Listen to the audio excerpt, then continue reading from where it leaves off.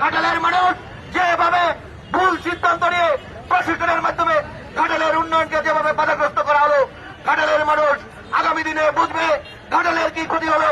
এই আজকের এই বিক্ষোভ পরবর্তী মুহূর্তে আজকে ছাত্রদল, যুবদল, শ্রমিক দল, স্বেচ্ছাসেবক দল, কৃষক দলের যে সমস্ত নেতা কর্মী ভাইয়েরা আজকে এই বিক্ষোভ মিছিল উপহার দিয়ে দেন, আমি পৌর বিএনপির সাধারণ সম্পাদক হিসেবে আপনাদের কাছে কৃতজ্ঞতা এবং ধন্যবাদ জানাই।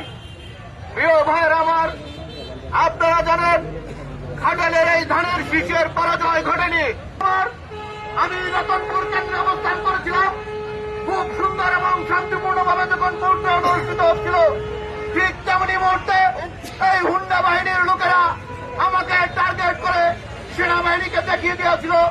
আধা মাইল দৌড়িয়ে নিয়ে আমাকে যেভাবে হয়রানি করা হয়েছে, আমি একটা সময় আমার দৌড়ের স্পিড ছিল না, আমি পড়ে গিয়েছিলাম, পরে গিয়ে অনেক আঘাতপ্রাপ্ত হয়েছি।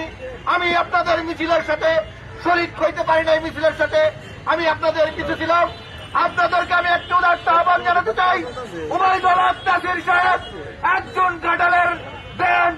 উবাইদুল হক নাসির সাহেব জাতীয়তাবাদীর একটি শক্তি।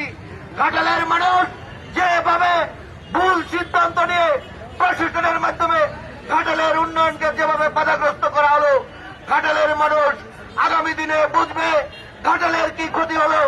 এই স্বতন্ত্র করে যারা আজকে এই ঘাটালের উন্নয়নের ব্যাহত করলো, তাদেরকে আপনারা চিহ্নিত করে রাখবেন। আমি আপনাদেরকে উদাত্ত আহ্বান জানাই, আমরা যারা বিএনপি করি, আমরা যারা ধানের শীষের আদর্শের সৈনিক, শহীদ জিয়ার আদর্শের সৈনিক, আমাদের প্রিয় নেতা তারেক রহমান আগামী দিনের প্রধানমন্ত্রী, আমরা আমাদের নেতাকে নিয়ে ঘাটালের উন্নয়নের পাশে থাকবো, ঘাটালের প্রত্যেকটি নেতাকর্মীর পাশে থাকবো, ঘাটালের মানুষের পাশে থাকবো।